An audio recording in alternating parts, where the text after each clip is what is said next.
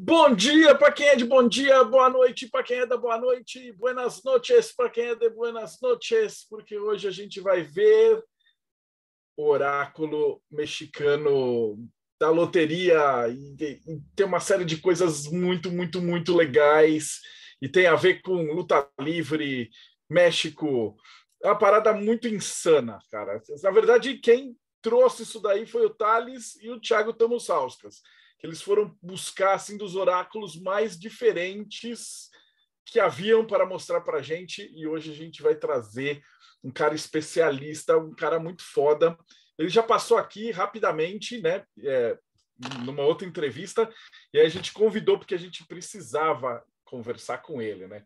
Mas, para quem está chegando agora, a gente está na segunda temporada, agora não é mais a entrevista do Podcast Mayhem, agora é o Boteco dos Illuminatis.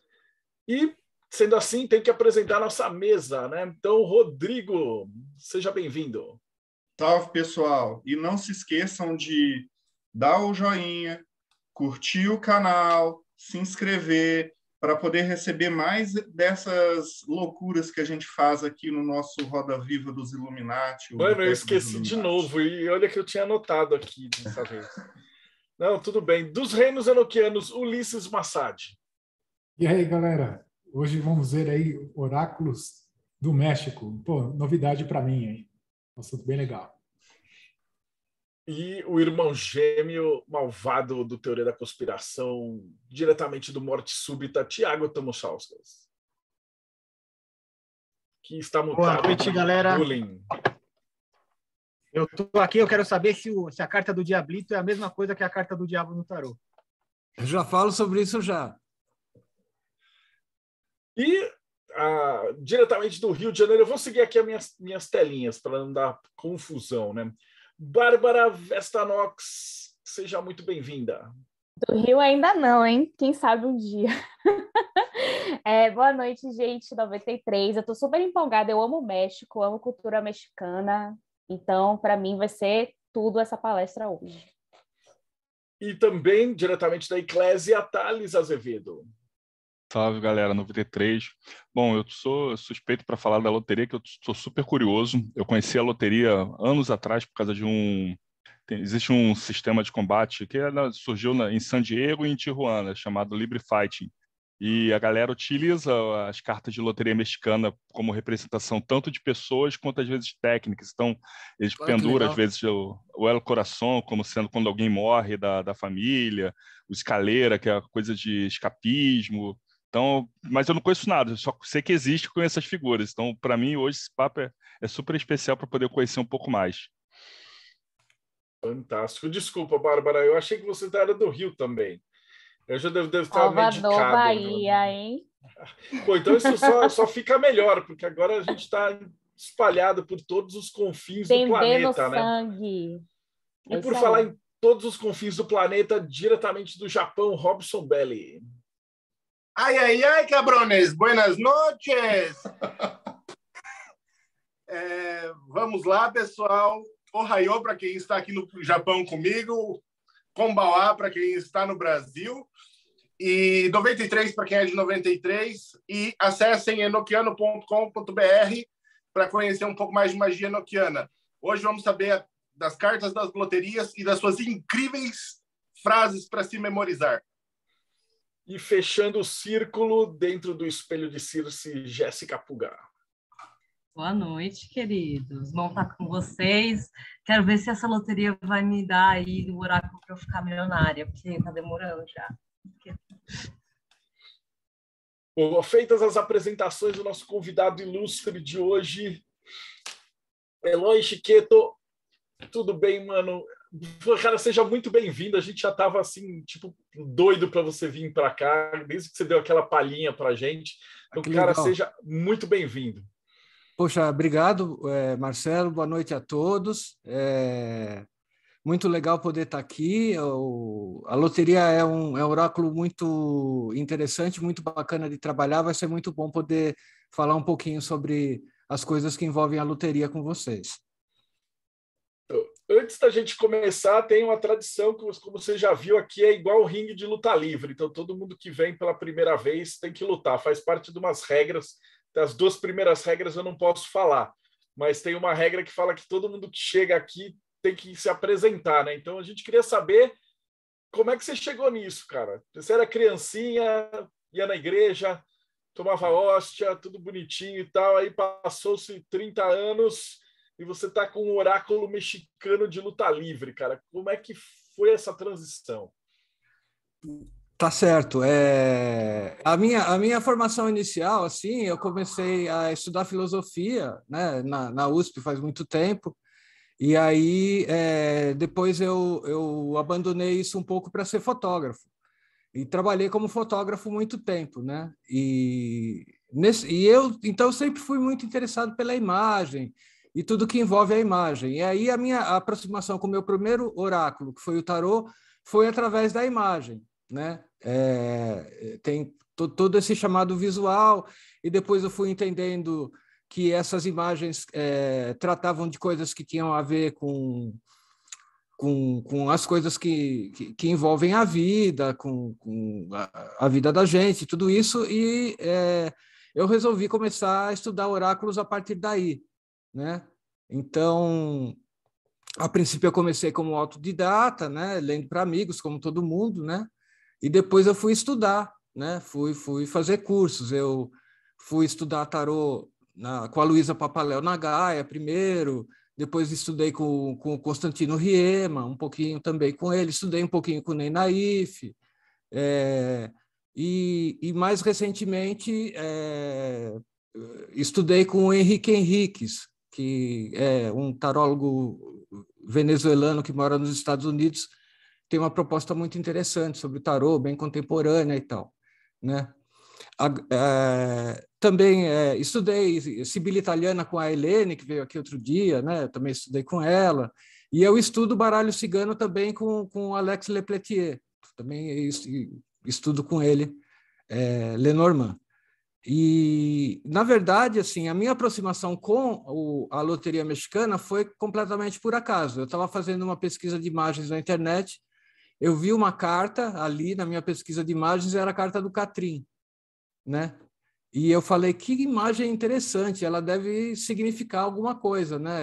De que baralho que essa imagem faz parte? E eu comecei a pesquisar, a correr atrás, querer saber o que era. Aí eu comecei a me envolver com o universo da loteria mexicana. Aí eu conheci as outras cartas e descobri que, na verdade, a loteria hoje ela é muito mais um jogo lúdico do que um oráculo. O uso oracular da loteria mexicana ele é muito restrito, ele é muito pouco no universo dos oráculos, né? Muito pouca gente lida com a loteria mexicana. As pessoas estão mais associadas com o tarô, com o Lenormand, com esses outros oráculos mais conhecidos, né? Então, e aí o meu interesse ele foi crescendo por conta justamente da pouca tradição que esse oráculo tem, e da possibilidade de você ter mais liberdade de criar significados, né? Isso me atraiu muito nesse oráculo.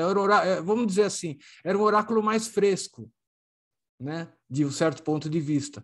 Então, ele permitia muita coisa. Então, eu comecei a me interessar por conta disso, né? Então, foi isso que me levou a estudar esse baralho e as coisas que envolvem a loteria. Eu não sei se eu já começo a falar um pouco sobre o oráculo, sobre a história do oráculo, ou se vocês querem falar alguma coisa.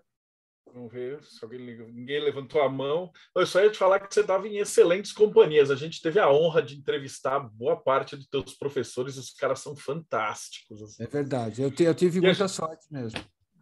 A gente está super curioso, então fica à vontade, cara. Assim, a primeira pergunta que eu ia te fazer é, cara, ele não é um tarô, então quantas cartas tem? Se você podia contar um pouquinho da história dele, né?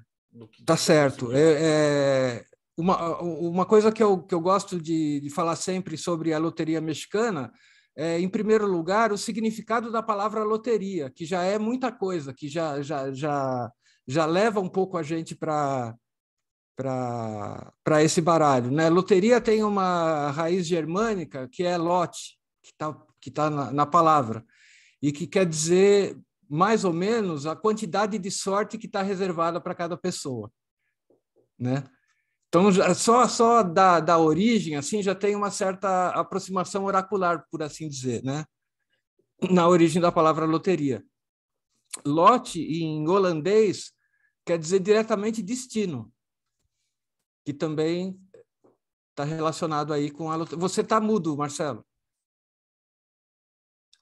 Estava comentando que esse é um negócio 10 dos jogos de aposta de antigamente, né? Que era justamente quem tinha mais fortuna, né? Então, tipo, você tem um deus lá que você acredita, eu tenho o meu, e aí a gente vai pôr dinheiro e ver quem é mais sortudo. E aí o destino ia fazer com que o jogo de azar desse a grana para você ou para mim. Então, é muito bacana isso, né? E esse sorteio da loteria funciona igual aqui, que tem aquela bolona cheia de bolinhas e vai sorteando os números, ou é diferente? Não, como hoje em dia, como ela é jogada no México, ela é sorteada a partir de um maço de cartas. As pessoas embaralham as cartas e elas vão tirando aquelas cartas, e essas cartas, e aí as pessoas têm cartelas com as mesmas figuras das cartas, e elas vão preenchendo aquela cartelinha conforme as cartas vão sendo tiradas, né? É tipo um bingo. É muito perto do bingo. A origem da loteria, assim, se a gente for cavocar, ela está antes de Cristo até. Existe um jogo chinês chamado Keno, que é um jogo de bingo, né? Que já tem uma estrutura muito parecida com os jogos de sorteio, com os jogos de loteria, né? Depois a gente vai encontrar mais coisas sobre a origem da loteria mexicana na Europa, na Renascença, lá pelo século XV, mais ou menos, né? Existiam jogos de figuras parecidos com os jogos da loteria mexicana de hoje em dia, né? E aí que tinham essa mesma estrutura, quer dizer, eram figuras que eram sorteadas, as pessoas tinham cartelas e elas iam preenchendo essas cartelas na medida que as figuras fossem sorteadas. E nesse período na Europa já aparece assim um fator que ia determinar depois o significado das cartas para o uso oracular, né? Nessas loterias europeias existia uma figura que chamava, eu anotei aqui porque eu tenho dificuldade de falar o nome, Feminiello, né? E que eram mulheres trans europeias que tinham a função de fazer uma graça, um poema, dizer alguma coisa a partir de cada figura que fosse sorteada nessas loterias europeias, né? E é a partir depois esse costume vai para o México, quando chega depois no México, é feito da mesma forma. Existe uma pessoa que é o griton, que ele pega uma carta e ele faz uma graça, né? Ali fala um poemazinho que tem a ver com a figura que é sorteada, né? Aqui no Brasil tem uma imitação, mais ou menos, né, cara? Eu me lembro de ter ido naqueles bingo maçônico beneficente, aí tem sempre um tiozinho gordo, que aí ele puxa assim 2 patinhos na lagoa. Isso, é isso mesmo. É isso mesmo. A ideia é essa mesmo, né? A idade do Cristo. E aí, assim, na Europa tem uma diversidade imensa dessas loterias, com vários tipos de figura, enfim, assim, tem uma riqueza bastante grande de jogos aí, né? E aí, essa influência italiana e um pouquinho francesa também acaba chegando na Espanha, né? E aí, por conta da colonização do México, aí sim esse jogo vai para o México. E aí ele vai sofrer esse processo de absorver a cultura popular mexicana, né? Como que é a estrutura dele? Número de cartas, etc. Isso, a estrutura que é usada hoje em dia na estrutura do baralho mexicano, né, da loteria mexicana, são 54 cartas. Acho que é mais fácil por quesito de fabricação, né? O jogo original europeu é a folha de baralho normal, né? Acho que deu uma gaguejada aqui. O Marcelo deu uma congelada. Esses versinhos que cantam quando eu sorteio a carta, eles são padronizados ou a pessoa meio que improvisa? Sim, esses versos eles foram ganhando tradição.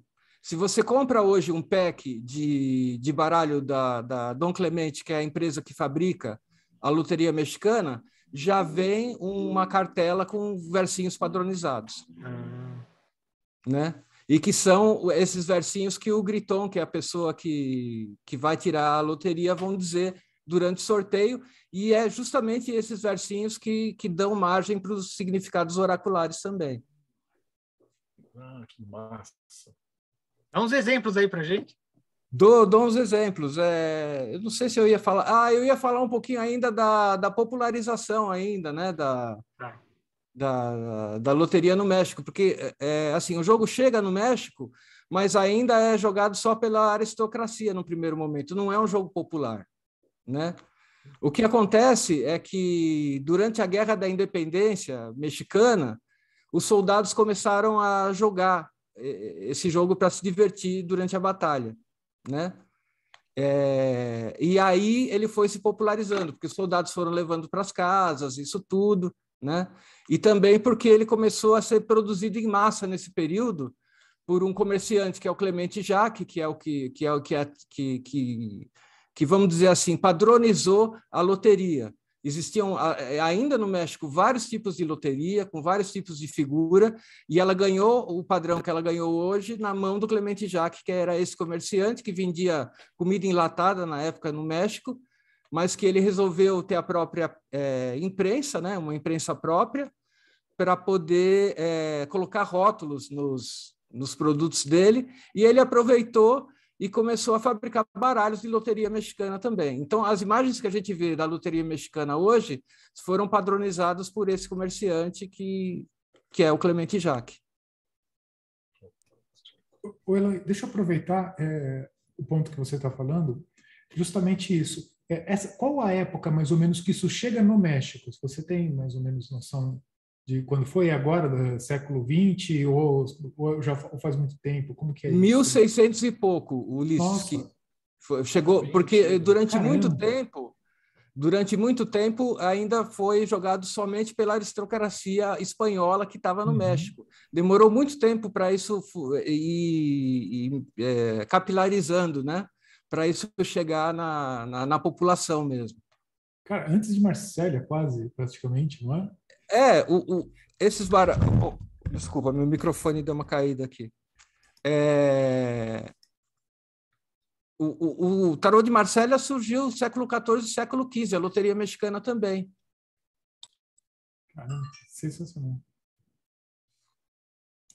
Só que surgiu na Europa, né? Depois que ela veio para o México. Então...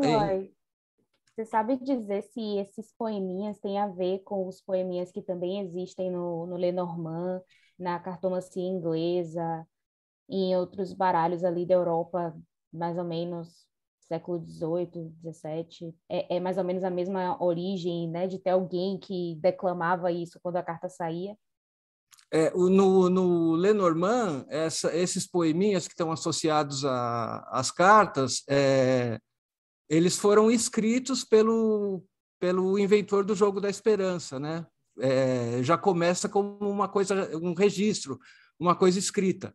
Os versos da loteria mexicana, eles vêm mesmo de uma coisa popular, de uma coisa praticamente oral.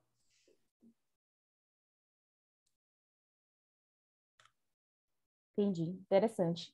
Porque é bem diferente, né? Como o processo acontece. E até na cartomancia inglesa tem uns poeminhas nas cartas, mas é porque tem essa coisa do teatro também, né? Na Inglaterra, que era muito forte. Daí eles pegam os versinhos e colocam lá nas cartas. E colocam, eu não conheço muito bem a cartomancia inglesa, para falar a verdade, assim. Mas eu vejo a semelhança com o Lenormand nesse sentido de ter sempre assim um poeminha para cada carta, né? Tem essa semelhança realmente.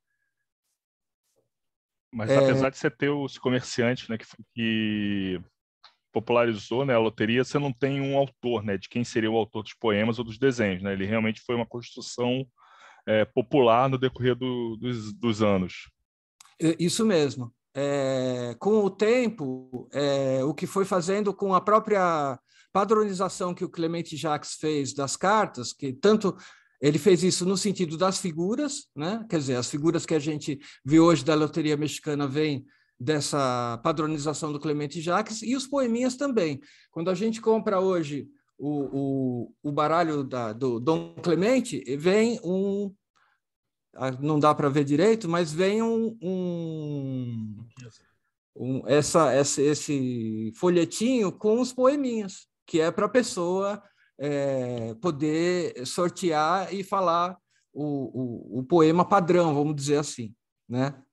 Mas aí o que eu tenho feito é olhado bastante para um outro material que não é só esses poemas que vêm junto com o baralho, mas existe uma pessoa da área de literatura no México que escreveu uma tese em que ele busca em outras partes do México outros poeminhas que têm a ver com a loteria. E aí, para quem está estudando a loteria no sentido oracular, ela amplia o leque das leituras, quer dizer, porque você ganha significados a mais, né? Por exemplo, a carta da árvore da loteria mexicana, né? A carta da árvore, ela tem um significado muito associado à sombra que ela produz, o acolhimento que ela traz. Então, assim, a possibilidade de você dar acolhimento, ou você receber acolhimento, ou de você trabalhar no sentido de acolher as pessoas de alguma forma. Isso está presente no poeminha principal que vem no material do baralho que a gente compra. Pesquisando nessa tese, eu vi que em outros lugares do México, essa árvore está associada com o Cortés, com o conquistador Cortés, que em algum momento, numa batalha, existe uma árvore famosa onde ele sofreu uma grande derrota e ele vai chorar numa árvore que é, inclusive, um monumento no México hoje em dia, né? Então, já abre um outro caminho de leitura, que é também o do consolo, né? De buscar consolo, de ter consolo, enfim, toda essa questão também está nos significados. E depois eu posso até deixar nos comentários o link para essa tese, ela é muito interessante, assim. Uhum. Fala um pouco até do aspecto histórico mesmo da loteria e traz esses significados que são a mais, né? E que estão presentes também na cultura mexicana, além desses padronizados que a gente ganha no baralhinho. É assim? Estão me ouvindo? Mas é isso, o que eu queria falar, não sei se vocês querem falar alguma coisa ainda sobre a história da loteria, essa coisa toda que eu falei, ou se eu posso falar. Jéssica tem uma pergunta aí. Mas eu estou curioso com essa imagem. Histórica. Eloy, você comentou que ele, a princípio, fica restrito ali num lugar mais de nobreza, né? Uma das associações que eu fiquei pensando em relação ao Lenormand, por exemplo, é em como esse baralho ele era muito utilizado pelas mulheres, né? Tinha até, às vezes, um certo preconceito, porque cartas eram consideradas... Eu lembro que a gente entrevistou a Carla uma vez, e ela estava falando sobre a história do Lenormand, ela estava trazendo isso, sobre essas cartas estarem associadas com a figura da mulher. Já nesse caso, tem alguma coisa a ver com isso, assim, para o feminino? Estava mais ligado a isso? Você acha que já era uma coisa mais para todo mundo, assim?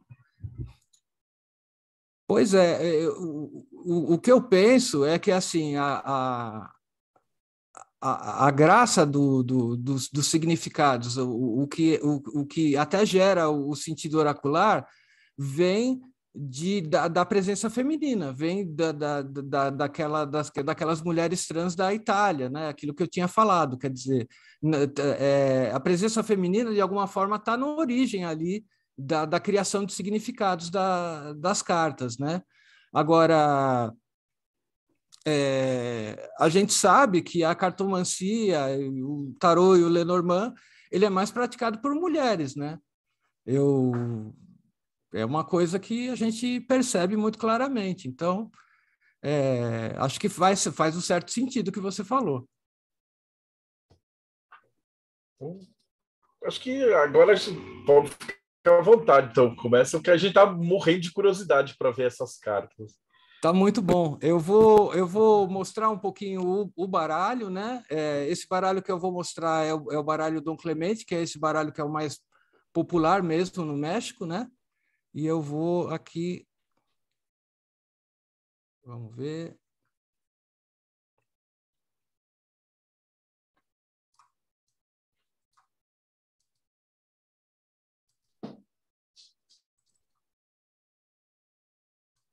Não sei se vocês estão enxergando o galo. Ficou grande demais. Agora sim. Agora sim. Né? O galo é o poema do galo, né? Que está no jogo.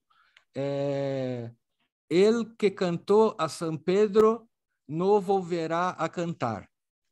Então, assim, ele tá associado, o poeminha está associado com aquele episódio bíblico de que antes do galo cantar, São Pedro ia trair Cristo e essas coisas todas. Então, a ideia de traição está presente nessa carta, né?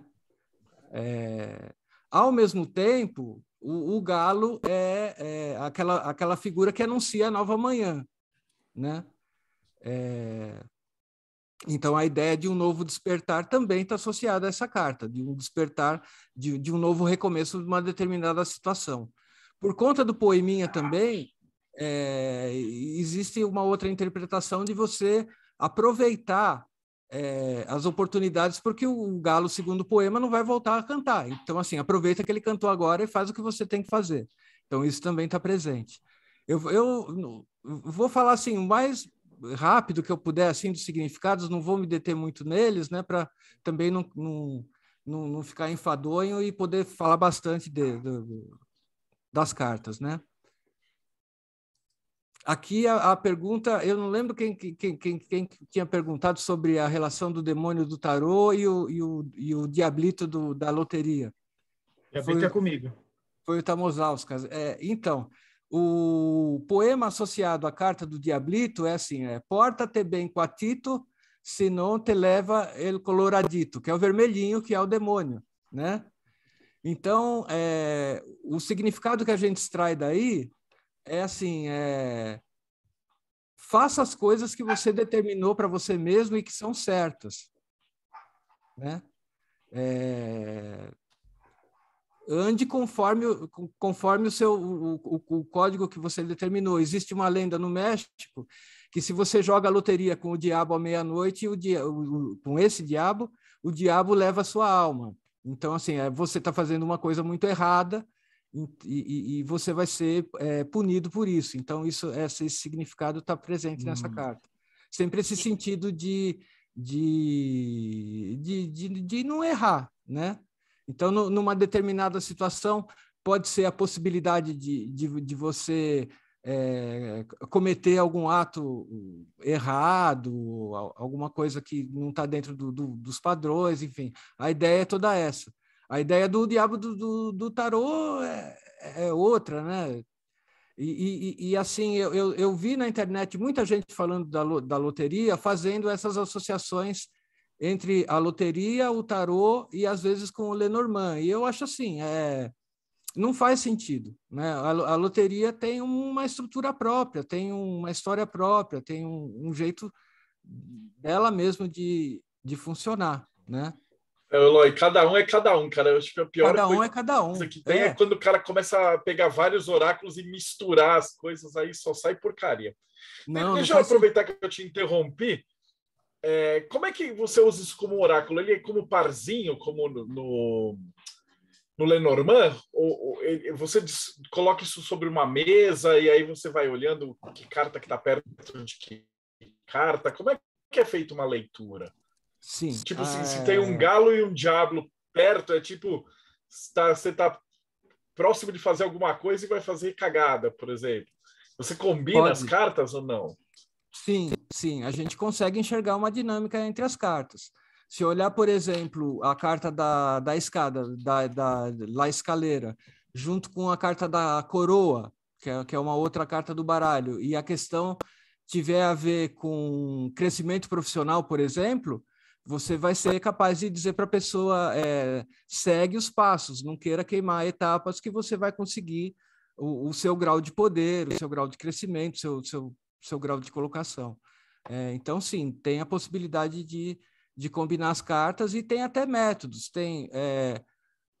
Eu acompanho até o pessoal, deixa eu lembrar aqui como que chama, o pessoal da World Divination Association, e eles têm um grupinho no Facebook só de loteria, e eles colocam método lá o tempo todo, método método de 5 cartas, método de 9 cartas, enfim, toda essa forma de criar métodos e criar associações está presente na loteria também. Posso fazer uma pergunta até aproveitando essa carta? Uhum. Por exemplo, na interpretação, quando nós fazemos isso do tarô, que é um oráculo que eu conheço, a gente interpreta símbolos da própria figura, né? E ali eu vejo que o diablito, ele tem um pé que deve ser um pé de cabra, de algum animal assim, e o outro parece de uma ave ali, né? Um pé talvez de um galo, alguma coisa. Esse tipo de simbologia também é usado na interpretação na hora que você está fazendo a leitura, ou não? É simplesmente a carta tem aquela frase e você tem já uma ideia da carta como um todo e não interpreta os símbolos que estão dentro dela. Como é que funciona isso? A prioridade é sempre de linguagem mesmo, é sempre do versinho, porque assim, a loteria é muito similar ao Lenormand nesse caso, eles são muito mais emblemas, né? Eles vão mais por esse caminho. Agora, é evidente que em algum momento você pode enxergar um elemento visual ali que faça sentido numa leitura. Nada impede de eu olhar para uma carta e enxergar e ter uma experiência literal, né? De enxergar ali alguma coisa que se encaixa na questão que eu estou tratando. A cor da carta também influencia, que eu estou vendo que o diablito é amarelo, tem um outro ali, um barril que também é amarelo, o El Coração parece também ser amarelo. Isso tem alguma influência? A influência de cor que você vai encontrar com mais frequência na loteria é a influência das cores do México. Em algumas cartas você vai ver as cores que têm a ver com a cultura mexicana, as 3 cores da bandeira mexicana em algumas cartas. Do barril, por exemplo, você vai ver as três cores ali no barril. Né? Mas não existe uma codificação de cores muito cifrada, né? E no tarô, por exemplo, você encontra isso, você encontra todo um código de cores cuidadoso, organizado. Na loteria não tem isso, mas existe essa questão de você encontrar as cores do México em algumas determinadas cartas. Por ser algo muito popular, eu imagino que muitas vezes a impressão era feita com a cor, com a tinta que tinha, né? Então, faltou amarelo, vai ter o diablito com fundo verde, né? Faz sentido, faz sentido. Legal, vou falar aqui de uma outra carta aqui. Vou pular para a dama, né? Aqui o poema da dama. Eloy, aproveitar te fazer uma pergunta só. Eu estou reparando que tem um trademark ali em cima das cartas. Esse desenho ele é patenteado você tem outros desenhos que, às vezes, com outro fabricante que faz ou não? Esse aí se tornou praticamente o único fabricante que faz até hoje essa loteria. Esses desenhos que eu estou mostrando desse baralho são os mesmos que estão no seu fundo aqui que você está usando, que são do baralho Dom Clemente. Que é patenteado por eles, né? Que é aquele comerciante que eu tinha falado no início, que foi o Clemente Jacques, que popularizou esse set de imagens. Existem outros fabricantes, existem outras loterias, inclusive. Tá. E esses outros fabricantes têm outros desenhos. Alguns têm desenhos similares, né? E outros têm vamos dizer assim, packs de imagens diferentes. Perfeito. Mas não são tão populares. Quer dizer, o mais popular e o mais usado é o Dom Clemente mesmo. Entendi. Qual que é o versinho da dama? La dama, vamos encontrar a dama aqui. La dama puliendo el paso por toda la calle real. A dama assim, é a dama andando sempre bonita, sempre com dignidade, e sem sair do salto. Essa é a dama da loteria mexicana. Então, assim, o significado da carta tem a ver com isso, é você manter a postura, não sair do prumo e assim, literalmente não descer do salto para resolver determinada situação. É você sempre se manter, não se inferiorizar em relação a nada. Não descer do salto mesmo, né? Que nem fala É aqui. isso mesmo, a ideia é essa mesmo. E aí, só voltando a lembrar, aquilo que eu tinha falado antes, a dama da loteria mexicana não tem nada a ver com a mulher do Lenormand. Existe gente que faz essas associações e realmente não fazem sentido. A próxima carta é o Catrim, que seria, né, assim, pela ordem das cartas, um par para a dama, mas, na verdade, o significado dessa carta é diferente. A gente olha para deixa eu ver aqui o poema do Catrim. Tá aqui. Dom Ferruco, em las alamedas, su bastón queria tirar. E aqui a gente até vê um elemento visual. A gente está olhando aqui um dandy, um cara todo enfeitadinho realmente demais. E o verso fala que o Dom Ferruco, que é o Catrim, está na iminência de jogar o bastão dele. Então, assim, essa carta ela tem a ver com se livrar do que é supérfluo, de ficar com o que é essencial. Né? Numa situação, eu falo assim, é aparar as arestas, né? Entender o que é principal, não se ligar à aparência, não se ligar a coisas que são inúteis na situação e ficar com o que está realmente importante, né? O Robson quer fazer uma pergunta aí. Opa! Na verdade, é mais uma afirmação do que uma pergunta. É o seguinte, pessoal, vocês estão levando a loteria mexicana com a seriedade que vocês levariam tarô ou Lenormand. Sendo uma expressão popular, isso tem até para crianças, com Looney Tunes, Disney, né? Ali para crianças, tem várias versões no México e isso não é algo tão padronizado assim, tá, pessoal? Isso é algo mais solto, bem mais solto do que a gente está acostumado com a questão de cartas para nós.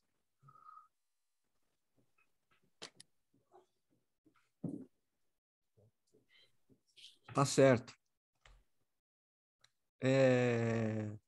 Bom, esse é o Paráguas, né? Que assim, o Paráguas é o guarda-chuva e assim o poeminha dele fala assim para el sol e para el agua.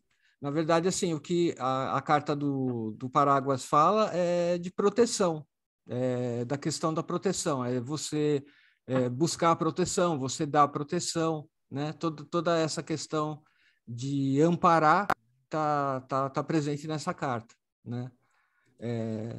Eu peço desculpas se eu estou parecendo muito sério, né? Pelo comentário do Robson. Não. Na verdade, assim... a gente quer... Não, eu estou falando isso pelos outros participantes estarem sempre com a visão de tarô em cima da loteria. O assunto é bem mais relaxado, galera. Eu sei que eu tenho toque e, para mim, eu tenho que ficar tentando encaixar tudo o tempo inteiro. Uhum. Eu acho que isso é questão de tempo. Uma hora alguém vai falar, esse amarelo é por causa disso, essas coisas são por causa daquilo. Uma hora alguém vai enxergar o que significa e vai registrar. É que nem o povo tenta fazer com as cores do Marcélia, né? A galera não aceita que, tipo, era a cor que tinha, que a galera usava, e é isso. Esse ponto da cor, se não me engano, eu não lembro agora, voltando aqui nos papos que a gente teve com tarólogos, não se lembra se foi a Helene, se foi o Grola, que trouxeram até esse ponto do Marcelo, você ter muitas vezes a cor acabou sendo padronizada no decorrer do tempo, né? Porque na época a impressão era o que tinha, é a impressão que tem para hoje. É isso mesmo, o tarô do Paul Marteau é isso, eles criaram uma codificação toda perfeitinha e cuidadosa com aquela impressão do baralho da Grimmaux, e na verdade ele tem aquela característica por causa de um defeito de impressão, que permitia poucas cores, e são aquelas poucas cores que foram usadas. O que não quer dizer que a interpretação esteja errada, né? Porque às vezes você tem um insight intuitivo por causa daquela interpretação. Eu imagino que é a mesma coisa dessa iconografia, porque a iconografia é justamente o que é comum ali para as pessoas, o que faz sentido para aquela sociedade. E é por isso que quase todo baralho de cartomancia vai ter a carta da consulente e do consulente, né? E não necessariamente elas são iguais, ou elas querem dizer a mesma coisa, porque elas estão situadas num determinado contexto. E essa é uma versão aparentemente moderna, né? Se você for pegar, sei lá, um deck de 1700, 1800, não ia ter essa qualidade gráfica. Talvez nem tivesse essas cores, né? Essa é a cor que o fabricante escolheu. Tem uma coisa parecida com o tarô nesse sentido, assim, né? Quando o tarô era feito manualmente, e também teve um período que a loteria era feita manualmente. Né? Tem loterias francesas bacanas, sofisticadas, bonitinhas, né? Outras pintadas sobre lata. Existem cartelas de loteria feitas em ponto cruz, por exemplo.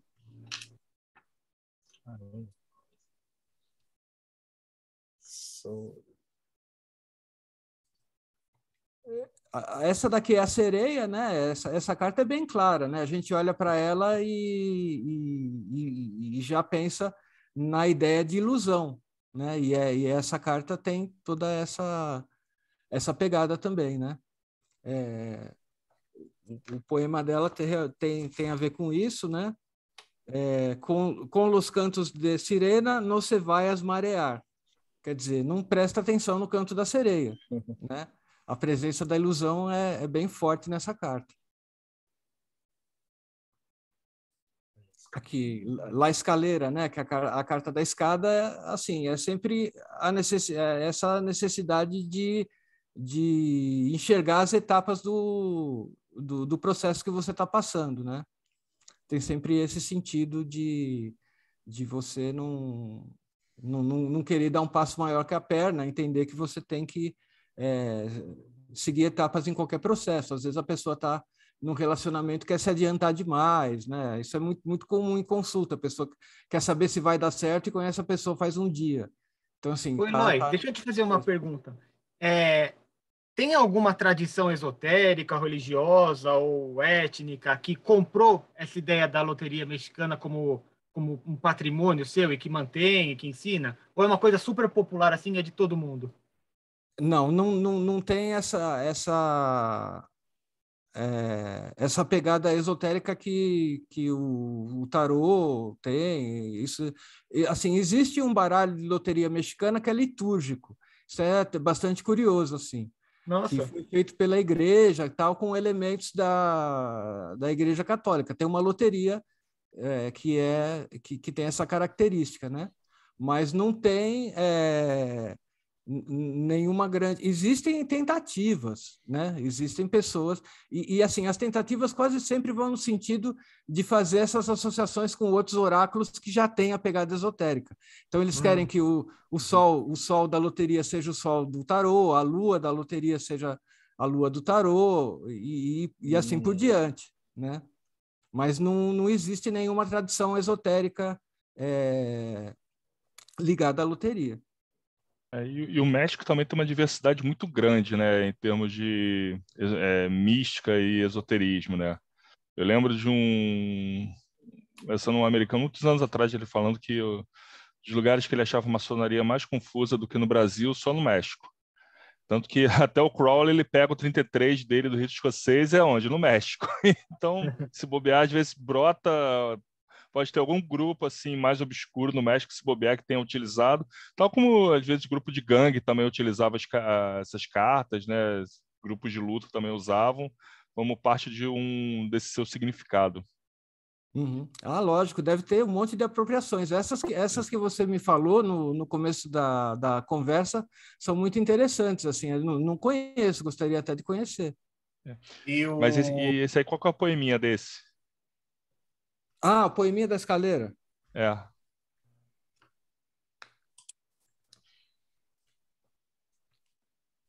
Suba me passo a passito, no queira pegar brinquitos. Quer dizer, vai um passo de cada vez. Esse é a poeminha da Escaleira. Eu achei mó barato que você falou que a igreja se apropriou. A igreja lá eles pegaram, a gente entrevistou o pessoal da Santa Muerte, eles fizeram a mesma coisa, né? Era uma santa, né? Tem uma pegada esotérica e a igreja a pegou. Eu acho que eles fazem uma apropriação direta de tudo, assim. O Thales mencionou da maçonaria, depois se quem estiver assistindo, a gente entrevistou o grão-mestre da maçonaria mexicana. E ele fala desse sincretismo que tem entre o ocultismo, o paganismo que tem ali, né, maia, tal, e o catolicismo, que aí tudo no México tende a virar uma paçoca misturada de tudo, né, de esoterismo europeu com catolicismo, com as tradições locais. Acho que deve ser muito cultural disso daí, né, deles. A gente, não sei, assim, falando da loteria, a loteria é, de certa forma, uma coisa nesse sentido, né? É a cultura popular se apropriando das coisas que o colonizador tinha trazido, né? As loterias europeias tinham outras figuras completamente diferentes dessas, né? Essas são da cultura mexicana. E há outras também, como o Eloy já mencionou. Por exemplo, eu estou vendo um baralho aqui da loteria de outro fabricante, que a primeira carta é o abacate. Sim, existem outras loterias, né? Existem coisas contemporâneas muito, muito bonitas, assim. Tem uma artista plástica que fez uma versão da loteria. Eu não sei se ela transformou em baralho. Tá aqui com o nome dela, que é muito legal o trabalho dela. Ela chama Teresa Villega e ela fez versões pessoais mesmo, assim, da loteria, com imagens assim muito poéticas, muito bonitas e tal. Existem várias loterias diferentes feitas por pessoas. Tem loteria gay, tem loteria de tudo que você pode imaginar, na verdade. E existe até uma espécie de pack de expansão dessa própria loteria feita pelo Clemente Jacques, só que não vingou, né? Mais um monte de cartas adicionais que ele tinha feito para uma loteria maior, e aí tem imagens como o corcunda, o tigre, o trem, são imagens que não tem aqui na loteria mexicana, mas que existiu uma tentativa de fazer uma loteria maior. Tem a loteria campechana, que é outra forma de loteria que tem no México, já é uma loteria com 99 figuras, mas que não é tão popular como a loteria mexicana.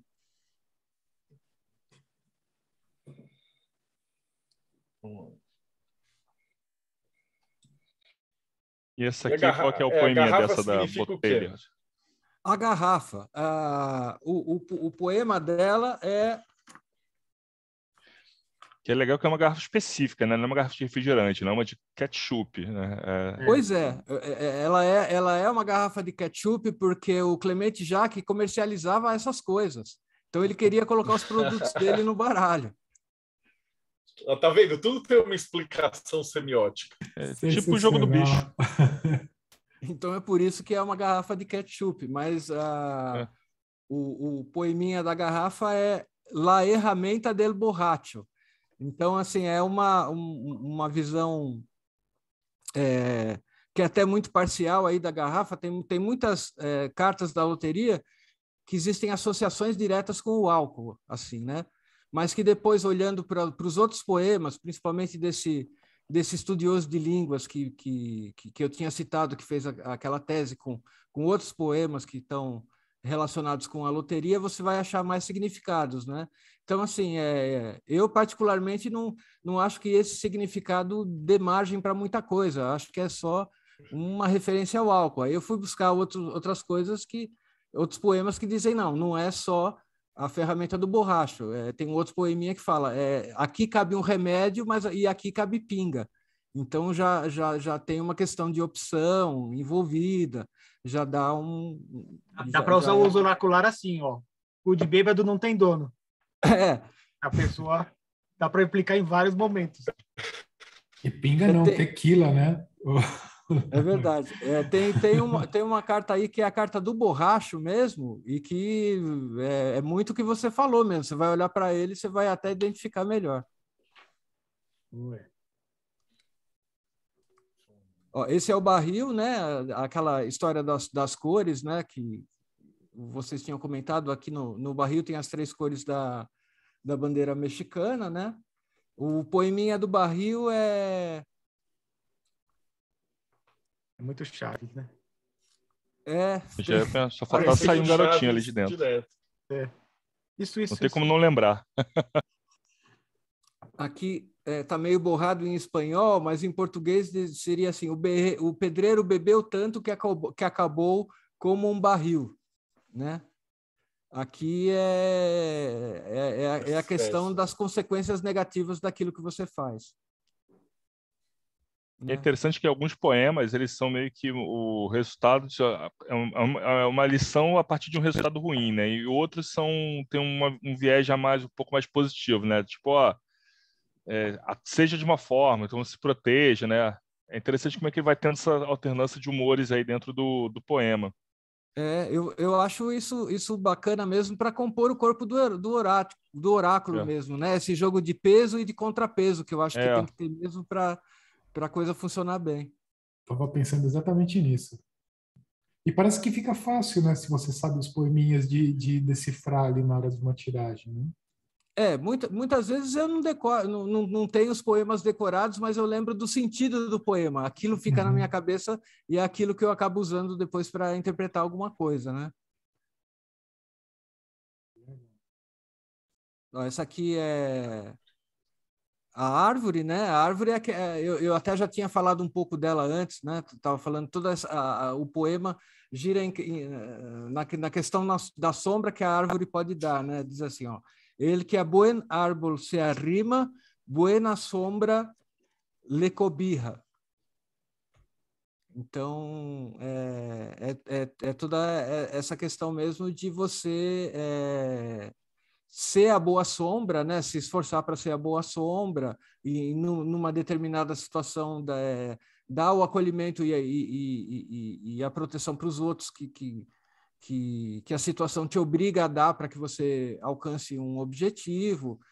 Tudo isso está envolvido, mas tem aquele outro significado que eu encontrei em outros poemas populares que tem a ver com a árvore do conquistador, do Cortês, do conquistador, né, que eu tinha falado, e que tem a ver com consolo, né, porque em determinado momento da guerra, da conquista ali do México, ele chegou numa situação que ele foi chorar no pé de uma árvore famosa que tem no México, aquilo que eu tinha dito, né? Esse aqui é bem engraçado, a interpretação é um trocadilho, né? A carta do melão. O poeminha dessa carta é melodás ou meloquitas, ou você me dá ou você tira de mim, porque é um trocadilho com a palavra melão, né? Então, aqui é assim, é fazer escolha, alguma coisa tem que ser decidida logo, né?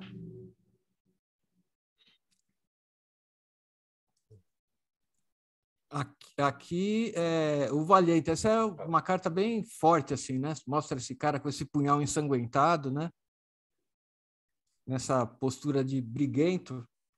E aí o poeminha dessa carta é: por que le corres cobarde traiendo tan buen punhal? Né? A pergunta é essa: por que você está se acovardando se você está tão bem armado? Então a questão vai por esse lado mesmo, né? Diz: olha, você tem as condições de seguir em frente com o que você quer, né? Você tem as armas suficientes. Aqui a questão de exagerar na agressividade também está presente, né?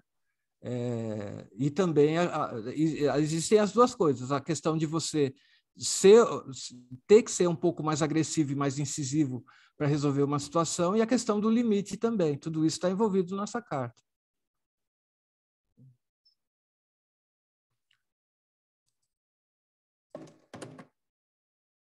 Aqui o gorrito também. O gorrito também é bem simples, bem... É burrito ou gorrito? El gorrito.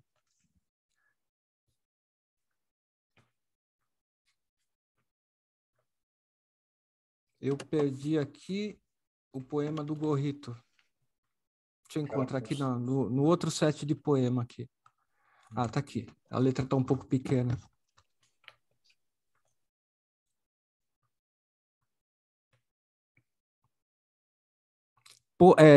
Pone su gorrito al nenê,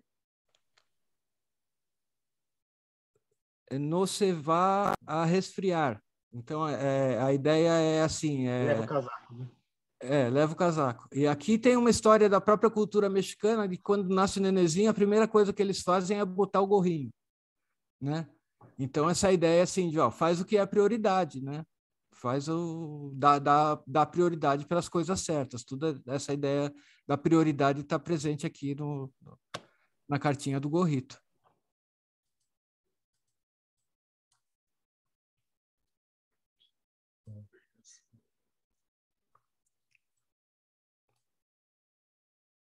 Deixa eu só correr um pouquinho aqui. Aqui, La Muerte. Né? Essa carta, ela já dá uma perspectiva bem diferente mesmo da morte do tarô, apesar de ser parecida, porque no México a morte tem uma característica muito peculiar, a forma como as pessoas veem a morte, né? Toda a questão do Dia dos Mortos, até o culto da Santa Muerte mesmo, tudo isso tá aí dentro da cultura, que é muito mais existe a visão, aquela visão de fim mesmo que a morte tem, né? Mas tem um sentido um pouco filosófico, assim, reflexivo essa carta, assim, nesse sentido, né? De entender, por exemplo, que assim, que algumas coisas não valem a pena ser feitas porque a morte vem para todo mundo, né? E também aqui assim, a outra interpretação que essa carta traz é também pedir auxílio para os ancestrais, que isso está presente também na cultura mexicana. E o versinho, como é que é? O versinho não é muito significativo nesse sentido. Ela fala assim: La muerte cirquisiaca, la muerte tilica e flaca. Na verdade, é um trocadilho. Traduz né? aí pra gente. É assim, é como eu falasse assim, essa morte porque esse trocadilho tem a ver com o bom humor que o mexicano tem com as caveiras em geral.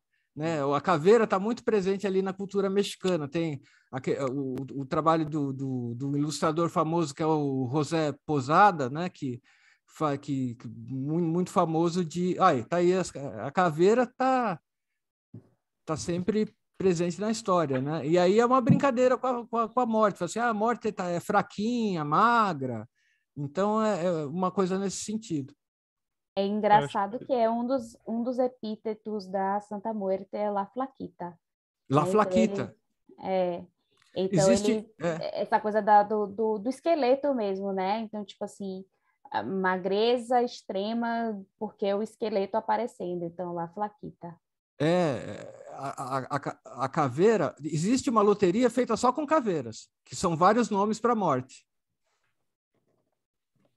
E eu acho que essa questão do verso também mostra que a origem também do jogo, né? Se o jogo vem de uma coisa, quase que um brinde, né, para ser lúdico, divertido, Vai ter cartas que vão ter esse verso que tem alguma mensagem, né, de contrapeso, e tem outros que nem é o caso da caveira, da moerta e do melão, que é um trocadilho para ser divertido, né? Isso. Acho que isso reforça bastante a origem das cartas. É verdade. Ó, a próxima carta, por exemplo, vai nesse sentido. Acho que tem uma pessoa querendo entrar aqui faz um tempinho, a Glenda. Estou vendo aqui. Nem esquenta com isso, a gente... Eu estou colocando para dentro o pessoal aqui. Eu também estou colocando para dentro todo mundo que aparece. Então, ó, a próxima carta tem tem muito a ver com o que o Thales estava falando dos trocadilhos. Essa é uma carta de trocadilho também. Lapera. Então, assim, o poema é quem espera, desespera. A palavra pera está no meio do trocadilho. Aqui está envolvido toda essa questão dos tempos longos, das coisas que ficam se arrastando e que não se resolvem. Então, numa tiragem pode dizer isso, alguma coisa vai demorar muito para acontecer, ou então você está demorando muito para colocar em prática alguma coisa importante. Então, tudo isso está envolvido aqui na carta da pera. Se fosse comparar com o tarô, seria mais um pendurado, né? O pendurado, é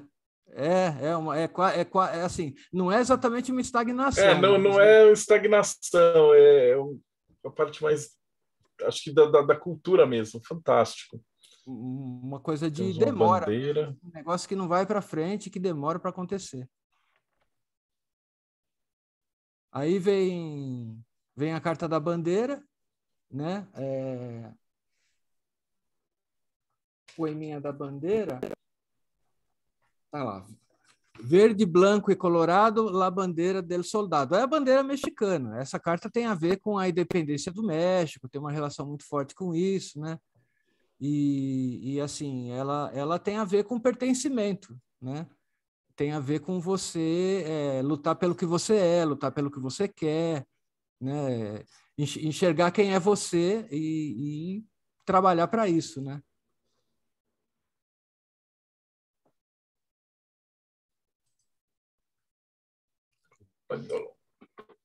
Aqui, El Bandolón. Então, o poeminha, esse eu me lembro, tocando El Bandolão, vai El Mariachi Simón. Essa é uma carta de sucesso, de alegria. A presença do bandolão é uma presença alegre, uma presença positiva. Então, é uma carta de sucesso, de alegria, de positividade mesmo quando aparece no jogo.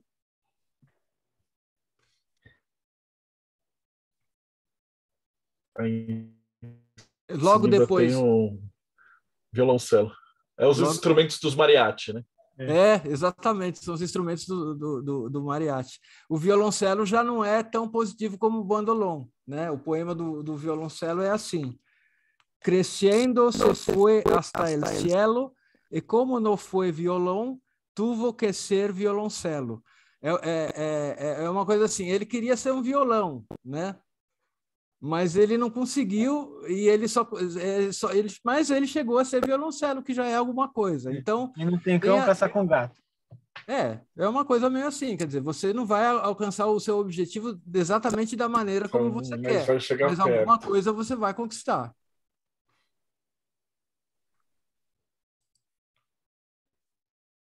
Aí tem a garça, né? A garça também não tem nada a ver com a garça do Lenormand, né? É uma outra coisa completamente diferente. Eles chamam de garça, mas é um flamingo, na verdade, né?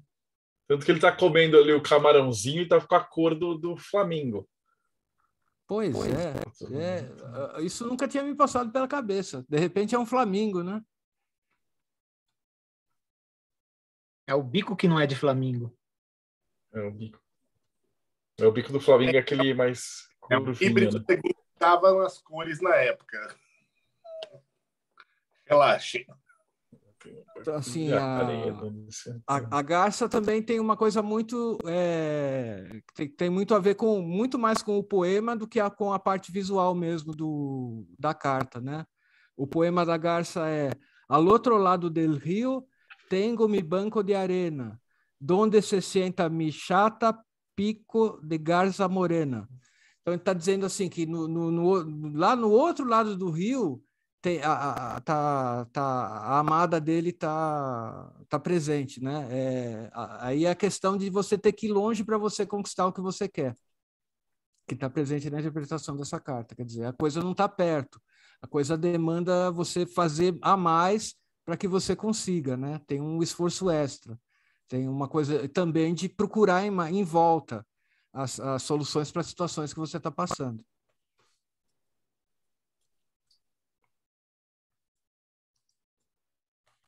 E aí vem o outro pássaro. Eu não sei se vocês notaram, mas às vezes tem alguns objetos agrupados. Então, às vezes tem 2 instrumentos musicais agrupados, às vezes dois pássaros agrupados, às vezes tem essas coisinhas, né? O poeminha do pássaro é: tu me traces a puros brincos como pájaro em la rama, né? Aqui é a ideia do nervosismo que não resolve essa situação nenhuma, de muita agitação e pouca ação. É o que está presente aqui na carta do pássaro. Situações em que você agita, vai para o lado, vai para o outro, mas não está resolvendo nada e só está ficando nervoso. Muito barulho por nada. Muito barulho por nada. É curioso também que algumas cartas, né, elas são próximas, por exemplo, a garça com pássaro, né, que são 2 aves, estão próximas. Aí os 2 instrumentos estão próximos. Mas as 2 frutas não estão próximas, que nem as figuras humanas também não estavam próximas, né? Tem um... É curiosa essa... É verdade. Deixa eu tirar uma outra dúvida. Você falou que eles jogam como se fosse um bingo, então tem uma cartela. Essa cartela é aleatória, ela é impressa igual bingo, com esses números... Eu vou mostrar uma cartela para vocês. Ó, essa daqui eu vou desligar um pouquinho aqui o compartilhamento. Se você quiser, assim, só para a gente não ficar muitas imagens, escolhe uma ou outra que você acha que seja bem legal e a gente... Tudo bem. Se você quiser fazer a 54, a gente fica. A gente já ficou 3 horas aqui com um cara que explicou a ordem dos cavaleiros, tipo, da origem no século X até os dias de hoje, e a galera fica, e a gente baba nessas coisas, né? Mas a gente não vai encher o seu saco. Lógico. Eu queria então, escolhe só umas que você acha que são mais legais. Essa daqui é a cartela. E aí você teria várias cartelas diferentes. Aí você compra isso ou imprime. Porque isso aí, na verdade, já é uma tirada, não é? Na verdade. Essa cartela é uma mesa, né? Isso é uma coisa que eu quero explorar no futuro. O que eu tenho visto de métodos para a loteria mexicana, nenhum usa cartela. E eu quero usar cartela no futuro. Né? É que a cartela é uma tirada pronta, entre aspas, né? Se de repente você tiver um negócio de internet que você aperta o botão e gera uma carteira aleatória, você está fazendo uma tirada, né? Sim. Na verdade, assim, o que eu gostaria de fazer no futuro é usar a cartela assim, num método mais extenso, onde eu considero a cartela como potenciais a serem resolvidos, assim, o que seria ideal para você. A partir daí, tirar mais algumas cartas, ver as cartas que se encaixam na cartela, e aí as coisas ficam favorecidas. As que não se encaixam na cartela e coisas desfavorecidas, enfim, fazer um método mais complexo usando as cartas e as cartelas. Isso é uma coisa que eu quero fazer para o futuro. No México, quando você vai participar de um jogo desses e tal, você compra o quê? Uma pilha de cartelas diferentes, todas aleatórias? Isso. E aí distribui para todo mundo igual um bingo. Igual um bingo. Cada um recebe uma cartelinha, uns feijõezinhos, e aí fica a pessoa que vai fazer o anúncio das cartas lá, e sorteia uma carta, fala o versinho da carta, você vai lá, põe seu feijãozinho. Às vezes você faz uma linha, às vezes você faz uma diagonal, às vezes você faz um quadrado, né? É um jogo de bingo mesmo. Mas só o fato de ser aleatório e o cara embaralhar e distribuir para todo mundo, você já está tendo um oráculo oráculo ali que você recebe, né? É a ideia do sorteio mesmo, né? Aquilo que eu tinha falado no início, né? A origem da palavra loteria, como ela está relacionada mesmo de uma forma até profunda com o oráculo, com a ideia de destino e tudo isso.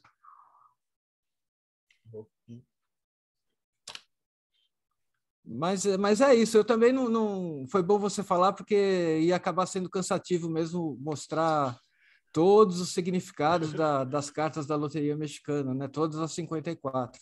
Não, na verdade ia ser do caralho.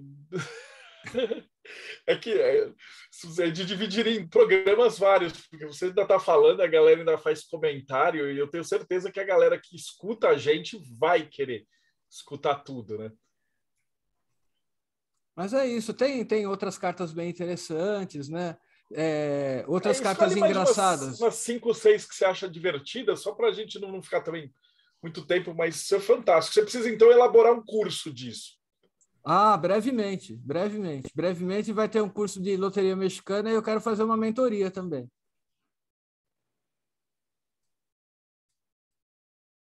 Mas deixa eu pegar aqui uma outra carta interessante aqui. Fala da do sapo. A carta do sapo? Fala da do sapo. Espera aí. Que é a RAM, é a última carta, a carta 54. Deixa eu mostrar ela para vocês aqui. Estão vendo aqui o sapo? A RAM? Sim. Né? A RAM também é uma carta com um poeminha bem simples, né? Que é... Deixa eu pegar o poeminha dela aqui.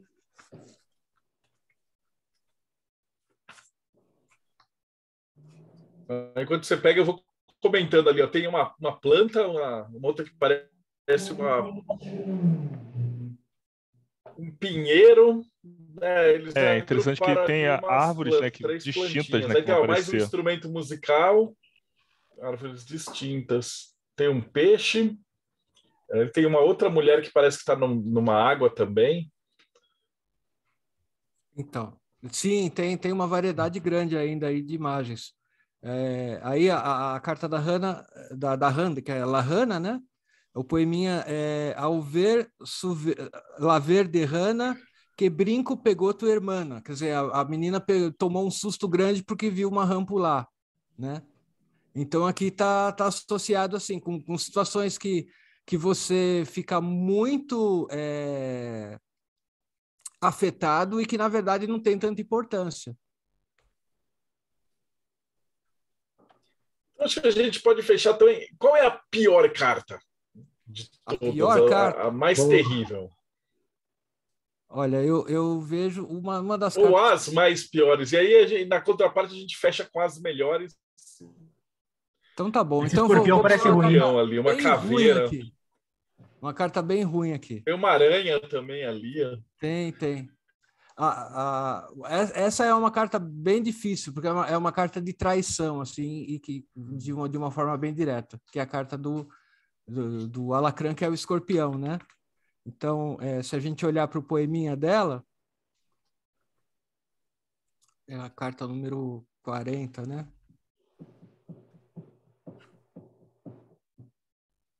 El com que la cola pica. Assim, a parte de trás que você não vê acaba te picando, né? Que pica. Então, assim, é uma carta muito ligada mesmo à ideia de traição, né? Tudo que envolve traição está aqui. É uma carta que eu julgo uma carta bem negativa. Aí tem uma outra morte ali do lado, que é umas caveirinhas, mas aí não parece tão divertida quanto a outra. É um perigo aquela caveira. Essa carta, que é a La Calaveira, tá mais associada com situações inesperadas, com coisas que você não contava, que não estão dentro dos seus planos e das suas expectativas, e elas acabam aparecendo. O poeminha dela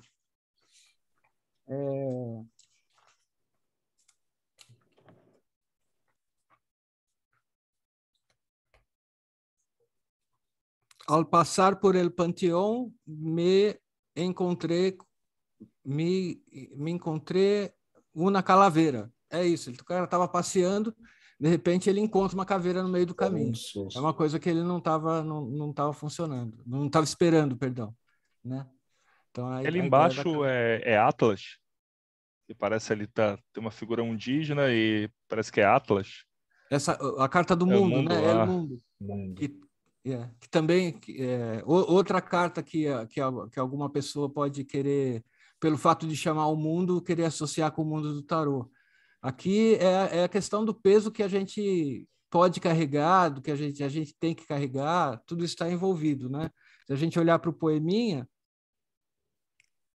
poema do mundo,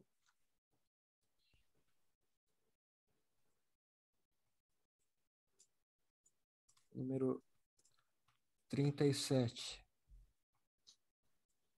Aqui.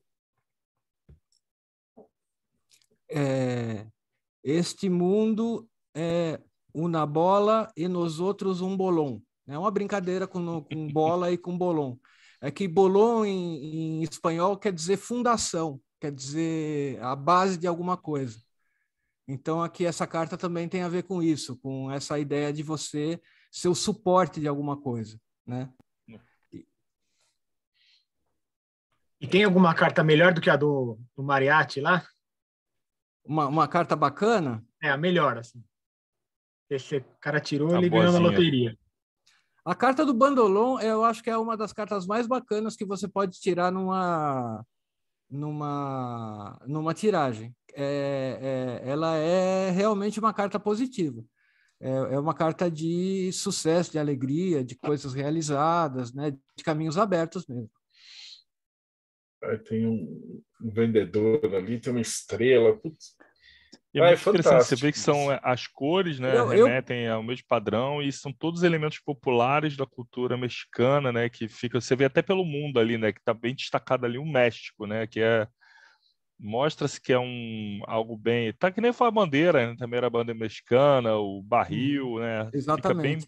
Fica bem explícito isso. Olha, isso eu não tinha percebido, Thales. Foi você que me atentou para isso. Eu realmente não via que o México estava aqui na Carta do Mundo. Muito legal. Apesar de alguns elementos que são... Aí eu não sei se tem pinheiro, mas tem o pino, né, que estava ali na frente, né, que era aquele pinheiro. Eu não sei se tem pinheiros no México ou não, mas você vê que os outros elementos são bem, né, pera, melão, são elementos que são o próprio escorpião, né, as criaturas são criaturas ali da região, né. Aqui... A única incongruência que eu achei nas cartas é o fato do músico não ser um mariachi, e sim um músico comum. Qual que é o músico? Olha o músico aqui. É meio na verdade, ele tá com um daqueles violões grandões que os mariachis usam, né? Faltou o chapelão só, né? Eu falo mais pelo nome, assim, né? Eu ficaria bem mais feliz se fosse El Mariachi. Sim. É verdade. Mas é isso, pessoal. Se eu fosse, é o que o Marcelo falou, se eu fosse falar do significado de todas, eu ia acabar fazendo uma coisa muito extensa. Ia ser bom porque ia ser um cursinho de loteria mexicana, mas ia levar muito tempo mesmo. Não se preocupa, agora você está intimado. Isso aqui até ir para o YouTube vai ter 2 meses, você tem que já terminar de preparar teu curso, porque com certeza a galera vai estar a fim de fazer. Isso aqui é muito legal, cara, muito interessante. Até pelo ponto de vista de tipo, eu nunca vou usar isso aí, mas para ter conhecimento, para pegar quais são os arquétipos mais importantes que esse povo escolheu para representar na carta, né?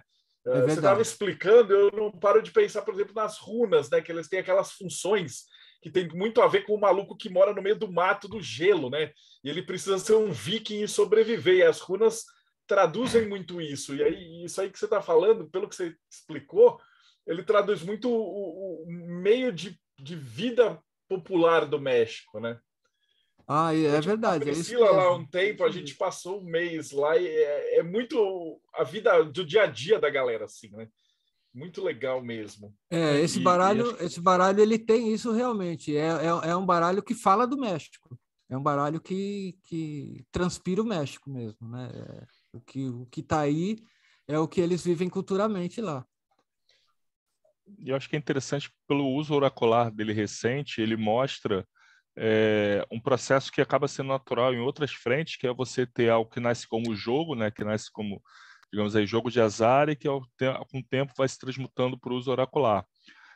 Obviamente você vai ter isso nas cartas, mas você tem outros exemplos que também aparecem principalmente ali na região do Caribe, né? Você vai ter lá em Trindade os oráculos de dados, em Jamaica vai ter de dominó, né, que o pessoal usa também para esse tipo de fim. Então, como que a gente vai transmutando, né, essa questão do jogo? Acho que até pela explicação que o Eloy e o Marcelo deram no início, né, da relação da loteria, fortuna, sorte, e como é que a gente vai tendo essa migração. Então, talvez o que a gente esteja vendo hoje seja um baralho popular aí, que já passa de século de existência, e que vai ganhando seus contornos e, como o Tomaslavski falou mais cedo, né, talvez daqui a 2 gerações o amarelo do violão tenha já um outro significado que para hoje a gente não tem, mas talvez a gente possa estar observando aí um crescimento, né, de um oráculo mais contemporâneo, mais jovem, né? Eu acho que, assim, uma das coisas que eu acho que chamam mais atenção na loteria é essa coisa que vocês tinham me perguntado e comentado, que a loteria não tem uma visão esotérica formada em cima. Não existe nenhum ocultista que, ainda que olhou para esse baralho e estabeleceu um sistema, né? Por enquanto. Por enquanto. Por enquanto. Tem um primeiro por aqui, né, na live com a gente, né, Eloy? No caminho aí, ó. Deixa eu... Mas é isso, pessoal. Eu queria agradecer de poder ter falado tanto aí sobre a loteria, né? É uma coisa que me interessa bastante, assim, que eu tenho muito gosto de poder pesquisar, e eu queria agradecer a vocês todos aí pela paciência e pelas perguntas, que foram muito legais. A gente que adora, cara. Só de ver você falando e o brilho no olho, assim, é o que faz valer a pena esse programa existir, cara. Faltou a pergunta mais importante. Como é que a gente te acha e como é que a gente faz o curso de loteria mexicana com você? Muito bom. Tô brincando, se você não preparou ainda, mas já deixa as instruções, porque isso vai ficar no YouTube. E com certeza, a hora que isso aqui estiver circulando e tal, com certeza a galera vai querer entrar em contato. Que legal, Marcelo. Bom, todo mundo pode me achar nas redes sociais, né? O meu Facebook é Eloy Chiqueto, né? Com CH e 2 T's, o Chiqueto. O meu Instagram é eloychiqueto.tarot, né? E eu também tenho um grupinho no Telegram, depois eu posso deixar, se você permitir, que é um grupo, na verdade, de estudo de tarô, que eu tenho no Telegram, que eu pretendo movimentar mais, está um pouco parado, quero dar um pouco mais de força. Maravilha, eu pego com você, para quem está assistindo, isso fica aqui embaixo na descrição do vídeo, daí tem os links, tudo que você precisar. E são as melhores formas de me achar mesmo, né? Eu posso deixar meu celular também para as pessoas me procurarem pelo WhatsApp para uma informação e até para uma consulta de loteria mexicana, que é uma coisa que eu gosto muito de fazer também. Quem tiver interesse, é só me procurar. Fantástico, fantástico mesmo. Bom, vou fechar agora a egrégora de trás para frente. Rodrigo, suas considerações finais. Adorei a loteria mexicana, que eu não conhecia, foi uma novidade para mim. Gostei bastante, gostaria de conhecer mais. Mas uma coisa que eu gostaria de saber do Marcelo é o que é o Projeto Mayhem e como que faz para entrar. Cara, o Projeto Mayhem somos os malucos aqui, né, cara? E agora, esse ano, a gente está focando mais na revista Hermetismo. Eu quero ver se a gente consegue bater a 16K de meta para subir o número de páginas, porque agora a gente está com uma qualidade enorme de textos, né? E basicamente, se você apoiar a gente no Catarse, a cada 3 meses, a série de textos de várias pessoas muito bacanas de ocultismo, a gente está juntando isso daí e produzindo e publicando isso com o ISBN no formato bem agradável de leitura, né? Praticamente o Equinox brasileiro. Então, para você ver mais informações, ela é catarse.me/TDC. Valeu, Rodrigão. Então, vou seguindo aqui. Ulisses Massad, suas considerações finais. Eloy, parabéns, cara, muito bacana. Eu não conhecia também o baralho. Ele dá a impressão de ser divertido as leituras, né? Porque você tem ali as historinhas e elas são bacanas, remete aí uma série de pensamentos e ideias. Aquele sapo no final, eu juro que eu lembrei do desenho do Toripancho. Não sei se mais alguém caiu Assisti muito. Mas muito bom, cara. Legal mesmo. Sucesso aí no curso. Muito bacana. Gostei. Robson Belli, suas considerações finais. E como é que a gente acha você e Ulisses?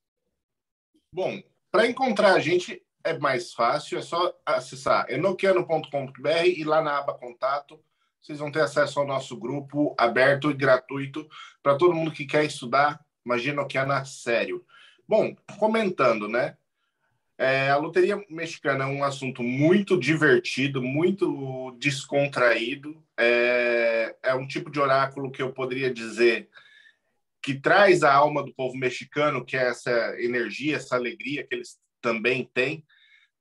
E eu achei maravilhosa a palestra. Acredito que haverão outras, com certeza, sobre o tema, porque ainda há pano para manga para esse assunto aí. Muito obrigado. Parabéns aí, Eloy. Deixa eu só tirar uma dúvida antes de passar para o próximo.